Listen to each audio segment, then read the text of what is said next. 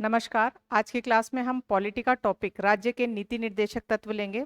इस टॉपिक से संबंधित विगत परीक्षाओं में जो प्रश्न पूछे गए हैं वो आज की क्लास में देखेंगे। तो टॉपिक से संबंधित जो एमसीक्यूज हैं वो आपको व्याख्या सहित इस क्लास में हल कराए जाएंगे। तो इस टॉपिक को देखिए आराम से। टॉपिक का नाम है राज्य के नीति निर्देशक तत्व, जिसे इंग्लिश में कहा जाता है directive principles of state policy. इस टॉपिक के नाम से ही आपको समझ में आ रहा होगा कि इसके अंदर क्या दे रखा है।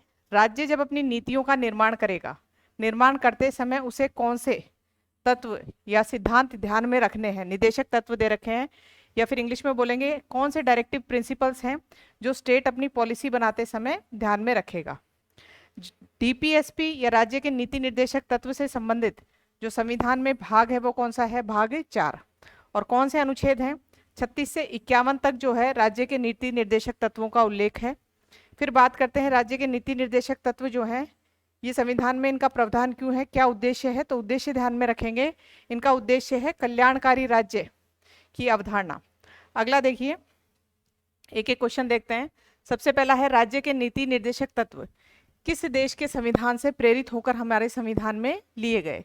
तो इसमें ध्यान रखना है आपको, ज्यादातर हम फंडामेंटल राइट्स पढ़ते हैं या मूल अधिकार पढ़ते हैं, तो मूल अधिकार जो हैं वो किस देश के संविधान से प्रेरित होकर, अमेरिका के। लेकिन राज्य के नीति निर्देशक तत्व जो हैं ये हमने आयरलैंड के संविधान से प्रेरित होकर हमारे संविधान में लिए हैं। अगला क्वेश्चन देखिए, इसमें राज्य के नीति निर्देशक तत्व जो हैं या डीपीएसपी हैं किस भाग में वर्णित है। तो ये जब भाग और अनुच्छेद की बात आए तो हमेशा इस चित्र को याद रखना आप कि संविधान में आगे एक पेज लगा हुआ है, उसका नाम है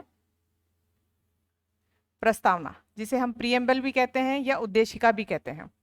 बीच में पूरा सब्जेक्ट मैटर है और पीछे की तरफ जो सूचियां लगी हुई हैं उन्हें हम कहते हैं अनुसूची, और अनुसूचियां इंग्लिश में कहलाती हैं शेड्यूल्स। इनकी संख्या मूल संविधान में 8 थी, बाद में कितनी हो गई, 12। प्रस्तावना एक पेज है जिसका पूरा चैप्टर अलग से पढ़ा जाता है। यहाँ जो बीच में पूरा सब्जेक्ट मैटर है उसको अलग अलग डिवीजन कर रखे हैं। इसमें 22 भाग हैं। कितने भाग हैं, 22। वर्तमान में भाग 25 हो चुके हैं, संशोधन करके भागों के उपखंड जोड़े गए हैं। जैसे भाग 4 है उसमें भाग एक और जोड़ दिया गया, 4A बोल दो या हिंदी में बोला जाएगा 4K। तो ये संशोधन करके और इसमें उपखंड जोड़े गए हैं, लेकिन कुल भागों की संख्या अंतिम भाग तक कितनी है, 22। भाग के अंदर क्या पाए जाते हैं, अनुच्छेद। और अनुच्छेद में यदि देखें तो अनुच्छेद की अंतिम संख्या कितनी है, 395। अब ये संख्या भी आपको ज्यादा मिलेगी, लेकिन उपखंड बना के अलग अलग अनुच्छेदों में ये ऐड कर दिया गया है संशोधन करके। तो अब यहाँ बात कर रहे हैं भागों की, 22 भाग हैं। 22 में शुरू के भाग आप देखिए, पहला भाग जो है, पहला भाग राज्य से संबंधित है। दूसरा भाग यदि बात करें तो नागरिकता से संबंधित है। तीसरे भाग की बात करते हैं तो अनुच्छेद आते हैं इसमें 12 से लेके 35 तक, और ये आपका फंडामेंटल राइट्स या फिर जिसे हम बोलते हैं मूल अधिकार से संबंधित है। भाग 4 की बात करें तो 35 तक तो यहाँ हो गए अनुच्छेद, 36 से लेके 51 तक यहाँ पे बात करेंगे तो ये है डीपीएसपी। डीपीएसपी का मतलब है आपका राज्य के नीति निर्देशक तत्व। तो शुरू के कुछ भाग याद हुए आपको। भाग 1 जो है वो किससे संबंधित है, राज्य से। दूसरा भाग जो है वो किससे संबंधित है, नागरिकता से। तीसरा भाग जो बहुत इंपॉर्टेंट आप पढ़ते हैं किसका, मूल अधिकारों से संबंधित है। उसके बाद आगे देखिए, इसमें मूल अधिकारों वाला भाग जो अनुच्छेद कहाँ से, 12 से 35। उसके आगे का ही क्रम याद किया है हमने, 36 से 51। इसमें डीपीएसपी और ये भाग कौन सा है, 4। तो हमें राज्य के नीति निर्देशक तत्व जो हैं इनका यदि भाग पूछा जाए तो भाग कौन सा है, चौथा भाग है। और इसके आगे एक भाग और जोड़ा गया, 4A। उसी में एक अनुच्छेद जोड़ा गया, 51A। और इसके अंदर सारे क्या दे दिए गए, मूल कर्तव्य। तो ये एड्रेस आपको इसलिए बताया है, तीनों चीजें लाइन से याद रहे। पहले मूल अधिकार है, मूल अधिकार के बाद राज्य के नीति निर्देशक तत्व हैं, और फिर क्या है आपका मूल कर्तव्य है। तो भाग 4 में डीपीएसपी है और भाग 4A में क्या है, मूल कर्तव्य है। और मूल कर्तव्य मूल संविधान में नहीं थे, बाद में जोड़े गए हैं। उसके बाद आगे देखिए, इसमें इनमें भी कुछ डिफरेंस है। ये जो मूल अधिकार है ये प्रवर्तनीय है। प्रवर्तनीय का मतलब यदि इनकी गारंटी जो है सुप्रीम कोर्ट और हाई कोर्ट लेता है, यानी इनको लागू करवाने की गारंटी, ये प्रवर्तनीय नहीं है। अब इस में जो अनुच्छेद 36 है 36 में राज्य की परिभाषा दे रखी है और राज्य की परिभाषा वही है जो किसमें है, अनुच्छेद 12 में। जैसे ही आप अनुच्छेद 37 पे आएंगे, 37 में साफ साफ लिखा हुआ है कि ये प्रवर्तनीय न होते हुए भी मूलभूत महत्व के हैं। ये बात किसके लिए लिख रखी है, डीपीएसपी के लिए। ये बहुत ही इंपॉर्टेंट क्वेश्चन आपको बताया जा रहा है। एग्जाम में क्वेश्चन आया हुआ है, ऐसे पूछा जाए कि संविधान में मूलभूत महत्व का किसे कहा गया है, और आपके सामने 4 ऑप्शन दे दिए जाएं, जैसे कि प्रस्तावना दे दिया, दूसरा दे दिया फंडामेंटल राइट्स यानी मूल अधिकार, तीसरा दे दिया डीपीएसपी और चौथा दे दिया मूल कर्तव्य। यदि नहीं पढ़ा हुआ होता तो हम ये सोचते हैं मूलभूत महत्व का कौन है, मौलिक अधिकार।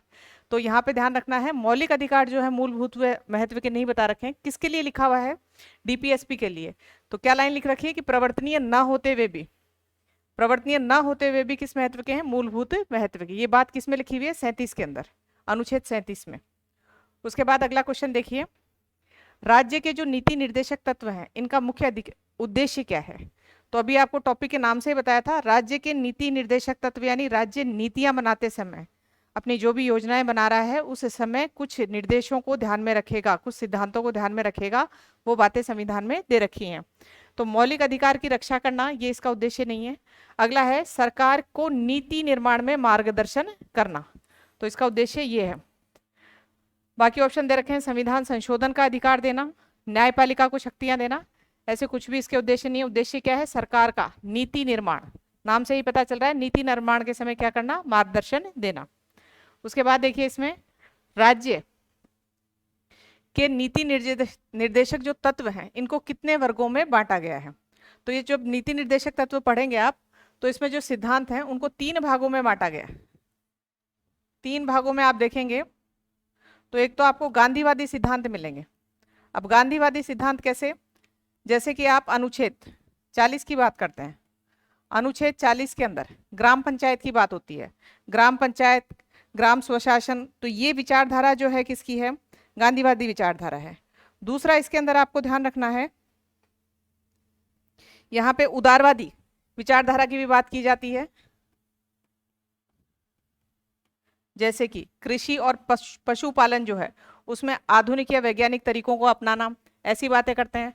दूसरा इसमें सामाजिक आर्थिक सिद्धांतों की भी बात की जाती है, जैसे महिला और पुरुष को समान कार्य के लिए समान वेतन देना, तो यहाँ समानता की बात हो रही है, यानी सामाजिक जो है तत्वों की भी बात की जा रही है। तो इसमें 3 प्रकार के जो तत्व हैं वर्गीकृत कर दिए गए हैं, 3 सिद्धांतों की बात की जा रही है, ये वर्गीकरण इसमें बांटा गया है। ऐसा संविधान में बांटा नहीं गया है, ये हम लोग उनको पढ़ के फिर अंदाजा लगाते हैं कि 3 प्रकार के सिद्धांत इसमें काम कर रहे हैं। उसके बाद अगला देखिए, इसमें निम्नलिखित में से कौन सा एक समाजवादी डीपीएसपी है। तो आपने देखा एक तो समाजवादी, दूसरा गांधीवादी और तीसरा कौन सा है, उदारवादी। तो निम्नलिखित में से जो समाजवादी है, पहला ही लिख रखा है महिलाओं को समान वेतन देना, यानी समान कार्य के लिए समान वेतन महिला और पुरुष को, तो ये कौन सा है, समाजवादी, समानता की बात कर रहा है। अगला है पंचायती राज की बात करें तो गांधीवादी सिद्धांत आएगा, वन्य जीवों की सुरक्षा वगैरह की बात करें तो ये उदारवादी दृष्टिकोण आएगा। अगला देखिए, इसमें महिला, निम्नलिखित में से कौन सा एक गांधीवादी या गांधीयन डीपीएसपी है। तो पहला दे रखा है अंतर्राष्ट्रीय शांति को बढ़ावा देना, तो ऐसा कुछ गांधीवादी सिद्धांतों में नहीं है। दूसरा है न्याय मुक्त कानूनी सहायता देना, ये दोनों ही डीपीएसपी हैं, लेकिन ये गांधीवादी सिद्धांत से प्रेरित नहीं है। अगला है पर्यावरण सुरक्षा को प्रोत्साहित करना, ये भी एक डीपीएसपी है लेकिन गांधीवादी सिद्धांत से प्रेरित नहीं है। अगला है गांवों में स्वशासन, यानी ग्राम पंचायत की बात की जा रही है, तो ये गांधीवादी सिद्धांत जो है ग्राम स्वराज्य से प्रेरित है। अगला देखिए, इसमें किस अनुच्छेद में न्यायपूर्ण और मानवोचित जो है कार्य दशाएं प्रदान करने की बात की गई है, यानी कार्य दशाएं, रोजगार के अवसर उपलब्ध कराना, फिर उसके बाद वहां जो दशाएं हैं वो न्यायपूर्ण और मानवोचित होनी चाहिए, साथ में प्रसूति सहायता जो है ये भी दी जानी चाहिए महिलाओं को। तो ये बात जो है कौन से डीपीएसपी में की गई है, ये है आपके 42 के अंदर। उसके बाद इसमें आगे देखिए, अगला है समान नागरिक संहिता, जिसे हम बोलते हैं यूनिफॉर्म सिविल कोड। इसको आप एक बार समझ लिए, यूनिफॉर्म सिविल कोड का मतलब क्या होता है। यूनिफॉर्म समान, यूनिफॉर्म जैसे हमारी स्कूल में यूनिफॉर्म होती है यानी सब एक जैसे, और सिविल कोड संहिता, सिविल कोड का मतलब है सिविल लॉज की बात करते हैं, जैसे दो प्रकार के कानून होते हैं, एक तो क्रिमिनल होता है, एक सिविल। क्रिमिनल लॉ और सिविल लॉ। यदि हत्या, चोरी, डकैती इससे संबंधित कोई कानून है तो वो कौन सा है? क्रिमिनल लॉ है। लेकिन शादी, तलाक, उत्तराधिकार इससे संबंधित है तो ये कौन से लॉ हैं? सिविल लॉ हैं, नागरिक संहिता है। तो इसमें ध्यान रखना है, ये सिविल लॉ जो है हमारे देश में सभी जितने धर्म हैं इन पे एक जैसे नहीं है। हिंदू धर्म के लिए अलग लॉ है, मुस्लिम धर्म के लिए अलग लॉ है। तो इसमें ध्यान रखना है, क्रिमिनल लॉ तो सबके लिए बराबर है। जैसे उदाहरण लीजिए, किसी व्यक्ति ने यदि हत्या की है तो उसको अपराध, उस अपराध के लिए जो दंड दिया जाएगा वो इस बात पर निर्भर नहीं करेगा कि वो किस धर्म का है। सभी धर्म के व्यक्तियों के लिए हत्या के लिए बराबर सजा मिलेगी। लेकिन सिविल लॉज की बात करें तो जैसे यदि किसी मेल ने किसी फीमेल को तलाक दे दिया है तो उसके लिए हिंदू धर्म में अलग कानून है और मुस्लिम धर्म जो है उसमें अलग कानून है। यानी सिविल लॉज जो है, नागरिक संहिता जो है हमारे देश में अलग अलग धर्मों की अलग अलग है। अब बात की जा रही है कल्याणकारी राज्य ये चाहता है, कल्याणकारी राज्य की अवधारणा के हिसाब से, कि सभी धर्मों पर एक जैसी नागरिक संहिता होनी चाहिए। लेकिन हमारे देश में जो ये विविधता है उसको समेटने के लिए एक बार सिविल लॉ सबके क्या है? अलग अलग हैं। फिर भी कोशिश की जा रही है। अब हमारे देश में दो राज्य, एक तो है गोवा। गोवा जो है ये पहले से ही इसमें यूसीसी यानी समान नागरिक संहिता थी, और अभी एक और उत्तराखंड राज्य में भी समान नागरिक संहिता जो है लागू कर दी गई है। तो दो राज्यों के अंदर समान नागरिक संहिता है। और ये बात किस में की जाती है? अनुच्छेद 44 में। इसमें कहा जा रहा है कि राज्य ऐसा प्रयास करेगा कि धीरे धीरे समान नागरिक संहिता लेके आएगा, यानी जो सिविल लॉस हैं वो सभी धर्मों के लिए क्या किए जाएंगे? एक जैसे किए जाएंगे। लेकिन अभी ऐसा सिर्फ दो राज्यों में है, गोवा और उत्तराखंड में। उसके बाद आगे देखिए, राज्य के नीति निर्देशक तत्व का पालन अनिवार्य क्यों नहीं है? अभी आपको बिल्कुल शुरू में बताया था कि डीपीएसपी जो है ये प्रवर्तनीय नहीं है।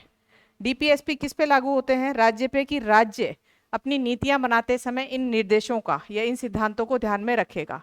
राज्य यदि नहीं भी रखता है तो वो उसके लिए बाध्यकारी नहीं है। किसी कोर्ट में जाके हम उसके लिए अपील नहीं कर सकते कि राज्य ने अपनी नीतियां बनाते समय इन सिद्धांतों को ध्यान में नहीं रखा। लेकिन जो मूल अधिकार थे, मूल अधिकार हमें जो अनुच्छेद 12 से लेकर 35 में उनका उल्लेख है, उसी में बीच में एक अनुच्छेद आता है, अनुच्छेद 32, जिसे कहा जाता है संवैधानिक उपचारों का अधिकार। उसमें कह रखा है कि भाग 3 में जो मूल अधिकार आपको दिए हुए हैं, यदि इनका हनन होता है तो राज्य के विरुद्ध आप जो है सुप्रीम कोर्ट में क्या कर सकते हैं? अपील कर सकते हैं। और एक अनुच्छेद और है जहां पे 226 की बात की गई है, वहां हाई कोर्ट में अपील की जा सकती है। यानी वहां गारंटी ली जा रही है, बाध्यकारी है ये। लेकिन यहाँ पे यदि राज्य इन सिद्धांतों को नीतियां बनाते समय नहीं अपनाता है तो भी ये बाध्यकारी नहीं है। तो राज्य नीति निर्देशक तत्वों का पालन अनिवार्य क्यों नहीं है? क्योंकि ये न्यायिक रूप से बाध्यकारी नहीं है, पहला ही ऑप्शन है। दूसरा दे रखा है क्योंकि ये सरकार के विशेषाधिकार हैं, क्योंकि ये मौलिक अधिकारों का उल्लंघन करते हैं। आगे दे रखा है इनमें संवैधानिक मान्यता नहीं है। तो ध्यान रखिए, न्यायिक रूप से बाध्यकारी नहीं है कि यदि ऐसा नहीं हुआ तो बाद में हम किसी कोर्ट में अपील कर सकते हैं, ऐसी बात कहीं भी किसी अनुच्छेद में नहीं दे रखी है। अनुच्छेद अंतर्राष्ट्रीय शांति और सुरक्षा को बढ़ावा देने की बात करता है। तो इसमें अनुच्छेद 51 जो है, इसमें लिखा हुआ है कि राज्य जो है दूसरे देशों के साथ सम्मानजनक व्यवहार करेगा, अंतर्राष्ट्रीय संधियां जो है उनका सम्मान करेगा, और यदि कोई विवाद है तो उसे मध्यस्थता के साथ उनको सलटाएगा। ये सारी बातें जो हैं किसमें दे रखी हैं? अनुच्छेद 51 में। उसके बाद आगे ध्यान रखना है आपको, अनुच्छेद 51 और 51 क में कंफ्यूज नहीं होना है, क्योंकि आपको बताया था भाग 1 जो है वो राज्य से संबंधित है, भाग 2 जो है वो किससे संबंधित है? नागरिकता से। और भाग 3 की बात की थी तो भाग 3 था फंडामेंटल राइट्स, जो कि मौलिक अधिकार कहला रहे हैं। इसमें आपको अनुच्छेद 12 से 35 याद रखना है। भाग 4 जो है ये अब हम अभी पढ़ रहे हैं, डीपीएसपी, ये 36 से 51 है।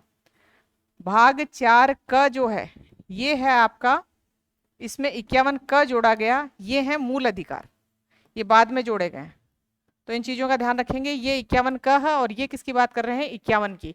51 क में सारे मूल कर्तव्य दिए गए हैं, कुल 11 मूल कर्तव्य हैं। मूल संविधान के समय मूल कर्तव्य थे ही नहीं, और बाद में जब जोड़े गए तब 10 जोड़े गए, और अब कितने हो चुकी है इनकी संख्या? संशोधन करके 11। अगला है, गौ हत्या पर प्रतिबंध लगाने का प्रावधान किस अनुच्छेद में है? तो इसमें देखिए अनुच्छेद 48 जो है, अनुच्छेद 48 ये कहता है कि राज्य कृषि और पशुपालन जो है उसमें आधुनिक तरीकों को अपनाएगा, और जो भी पशुओं की दुधारू नस्लें हैं उनकी जो है उनका संरक्षण करेगा। तो गौ हत्या पर जो प्रतिबंध लगाने का प्रावधान है वो किस में है, अनुच्छेद 48 में। तो इसमें आप ध्यान रखिए इंपॉर्टेंट चीजें क्या क्या है डीपीएसपी में। सबसे पहले आपने ध्यान रखा, सबसे पहले इसके नाम से ही ध्यान रखना है कि राज्य के नीति निर्देशक तत्व, यानी राज्य नीतियां बनाते समय किन किन सिद्धांतों को ध्यान में रखेगा। दूसरा है ये सिद्धांत के रूप में ही दे रखे हैं, इनको लागू करना राज्य के लिए बाध्यकारी नहीं है, यानी ये प्रवर्तनीय नहीं है। फिर आपको इंपॉर्टेंट क्वेश्चन बताया कि ये लाइन लिखी हुई है संविधान में अनुच्छेद 37 के अंदर कि प्रवर्तनीय न होते हुए भी ये मूलभूत महत्व के हैं, और ये क्वेश्चन आया हुआ भी है। फिर इनका एड्रेस याद रखना है कि संविधान में डीपीएसपी कहाँ पे है। तो पहले नंबर पे राज्य, दूसरे भाग में कौन है, नागरिकता, तीसरे भाग में है मूल अधिकार, और चौथे भाग में आपके क्या है, डीपीएसपी, राज्य के नीति निर्देशक तत्व। और फिर उसके बाद में भाग 4 क में अलग से क्या दिए गए हैं, मूल कर्तव्य। तो भाग 4 और अनुच्छेद है 36 से 51। उसके बाद हमने सारी चीजें देख ली कि किस देश से लिया गया है, और ये पूरा एड्रेस देखा है। बाकी सारे क्वेश्चंस जो हैं हमने इसमें देख लिए हैं। इसी तरीके से आपको पॉलिटी के जो क्वेश्चंस हैं छोटी छोटी क्लासों में कंप्लीट करवाए जाएंगे। व्याख्या सहित इन एमसीक्यूज को हम